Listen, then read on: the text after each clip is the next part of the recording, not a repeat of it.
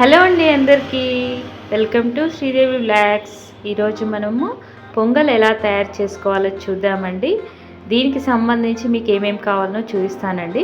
ముందుగా మనము ఆనియన్స్, పచ్చిమిర్చి, కరివేపాకు, తర్వాత ఆలు, తర్వాత ఒక 5 వెల్లుల్లిపాయ రెబ్బలు ఈ విధంగా కట్ చేసుకొని పెట్టుకున్న తర్వాత మనము ఒక 5 వట్టి మిరపకాయలు తీసుకోవాలి. అదేవిధంగా ఒక గ్లాసు పొడుగు గ్లాస్ తీసుకొని గ్లాసున్నర బియ్యము మరియు హాఫ్ గ్లాస్ వచ్చేసి పెసరపప్పు ఈ విధంగా తీసుకొని ఒక కుక్కర్లో వేసి ఇవన్నీ కూరగాయలు కట్ చేసుకొని పెట్టుకోవాలి. ఫస్టే కూరగాయలు కట్ చేసుకొని పెట్టుకున్న తర్వాత మనము కుక్కర్లోకి బాగా మంచిగా నీట్గా ఇలా కడిగి పెట్టుకోవాలండి. 2 సార్లు కడగాలి. మంచిగా కడుక్కున్న తర్వాత బియ్యాన్ని కుక్కర్లో వేసి మూత పెట్టేసి స్టవ్ వెలిగించుకొని కొద్దిగా ఆయిల్ వేయాలండి. దాంట్లో ఆయిల్ వేసినట్టయితే కొంచెం పొంగకుండా ఉంటుంది. మనం కుక్కర్లో కాబట్టి ఉడికించేది కాబట్టి ఇలా మూత పెట్టేసి మనం స్టవ్ ఆన్ చేసి ఒక 3 విజిల్స్ వచ్చే వరకు మనం వెయిట్ చేయాలండి. 3 విజిల్స్ వచ్చిన తర్వాత మనం తీసేయాలి. తర్వాత అల్లం వెల్లుల్లిపాయ ఇలా మెత్తగా దంచుకొని పెట్టుకోవాలి. తర్వాత ఒక కడాయి పెట్టుకొని దాంట్లో ఒక 3 గంటలు నూనె వేసుకోవాలండి.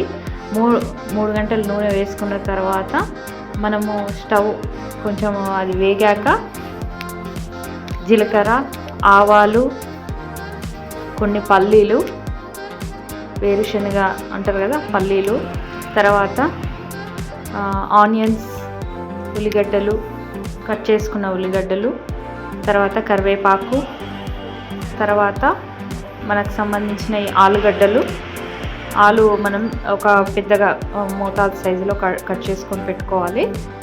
తర్వాత పచ్చిమిర్చి, పొడుగా కట్ చేసుకున్న పచ్చిమిర్చి, తర్వాత కొంచెం వేగనివ్వాలండి.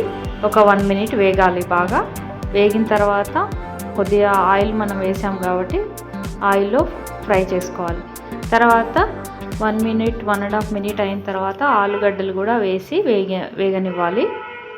ఇలా వేగనిచ్చిన తర్వాత మనకు కొంచెం కలర్ చేంజ్ అయిన వెంటనే మనము మ్యూట్లో పెట్టుకోవాలి. తర్వాత మనము ఎండుమిర్చిని కూడా వేస్తున్నామండి. ఎండుమిర్చి ఒక 5 ఎండుమిర్చి, ఎందుకంటే పచ్చిమిర్చి ఎండుమిర్చి ఎందుకు వేస్తున్నామంటే ఇది మనము పొంగల్లో టేస్ట్ ఉంటుందండి. అదేవిధంగా మనము కొంచెం సాల్ట్ కూడా వేసాము కదా, మనం రుచికి తగ్గట్టు సాల్ట్ వేసుకోవాలి. కొత్తిమీర వేసుకోవాలి కట్ చేసుకుని సన్నగా తరిగి పెట్టుకున్నది. తర్వాత మనం అన్నీ ఒకేసారి ఇలా కలుపుకోవాలి. కలుపుకున్న వెంటనే కొద్దిగా అల్లం వెల్లుల్లి పేస్ట్ దానిపైన చల్లించుకోవాలి. తర్వాత మనము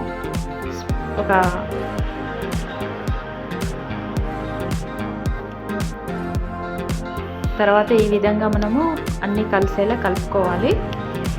తర్వాత రుచికి తగ్గట్టు మనము సాల్ట్ ఈ యొక్క ఫ్రైకి ఎంతైతే పడుతుందో అంతకు మనం ఉప్పు వేసుకొని తర్వాత కొద్దిగా ఒక 1.5 స్పూను పసుపు వేసుకోవాలి. తర్వాత ఈ మిశ్రమాన్ని మొత్తము మనం కలుపుకోవాలి. కలుపుకున్న తర్వాత ఈ టేస్ట్ ఎంతో బాగుంటుందండి. పొంగల్ అనేది చిన్నపిల్లలకు కానీ పెద్దవాళ్ళకి కానీ చాలా బాగుంటుంది. ఎక్కడైనా మనం టూర్కి వెళ్ళినప్పుడు కానీ ఆ స్నాక్స్ చిన్నవి తినకుండా మనము కొద్దిగా ఒక 2 o'clock అట్లా మధ్యాహ్నం వరకు బాగా మనకు ఆకలి వేయదు.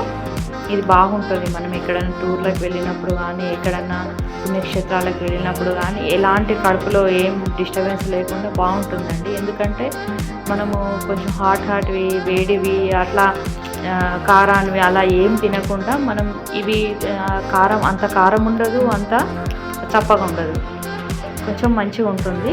తినడానికి కూడా మంచిగా టేస్ట్గా హెల్తీగా ఉంటుంది. ఎలాంటి డిస్టర్బెన్సెస్ ఉండవు అన్నమాట. కాబట్టి నేను ఈరోజు మీ ముందుకి ఈ వీడియోను తీసుకురావడం జరుగుతుంది అండి. ఇప్పుడు మనము కుక్కర్లో ఉడికించుకున్న అన్నము ఈ విధంగా అయ్యిందండి. 3 విజిల్స్ తర్వాత కొంచెం మెత్తగానే ఉడికింది.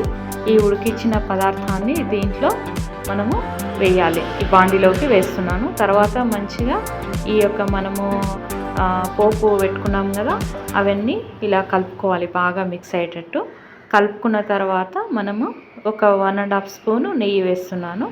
అంతేనండి. మీకు ఎంతో ఇష్టమైన, అందరికి ఇష్టమైన నైవేద్యము దేవుని ప్రసాదంగా భావిస్తాము. కాబట్టి ప్రతి ఒక్కరికి ధన్యవాదాలు.